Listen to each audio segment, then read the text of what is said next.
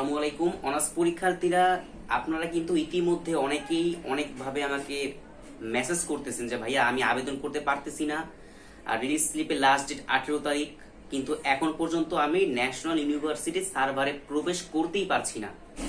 এইটা ভাইয়া কিন্তু গতবার একটা নোটিশ দিয়েছে জাতীয় বিশ্ববিদ্যালয় গাজীপুর থেকে। নোটিশটা হচ্ছে যে জাতীয় বিশ্ববিদ্যালয়ে অনলাইন কার্যক্রম আরো গতিশীল করার লক্ষ্যে ডাটা সেন্টারের নেটওয়ার্ক আপগ্রেডেশন ও জরুরি মেইনটেইনেন্স চলমান। উক্ত কাজ করার সময় অদ্য 16 অক্টোবর 2025 তারিখ সন্ধ্যা 7টা হতে 18 অক্টোবর 2025 দুপুর 12টা পর্যন্ত মোট 42 ঘন্টা ডাউন থাকবে। এটা কিন্তু নোটিশেই প্রকাশ করে দিয়েছে 42 ঘন্টা সার্ভার ডাউন থাকবে। এই কারণে আপনারা আবেদন করতে পারছেন না, এবং এই আবেদনটা আপনারা আগামীকাল দুপুর 12টার পরে করতে পারবেন।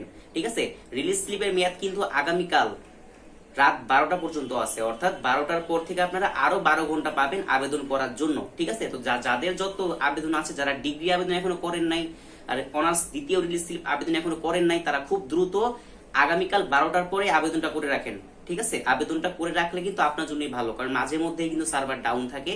সার্ভার ফ্রি থাকলে অবশ্যই আবেদন করে রাখবেন।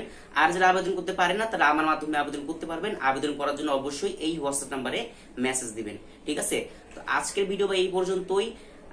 কোনো ভিপিএন কোনো কাজেই আপনার এই সার্ভার ওপেন হবে না কালকে 12টার পর্যন্ত, অর্থাৎ 12টার আগ পর্যন্ত কোনো কিছুতেই কাজ হবে না।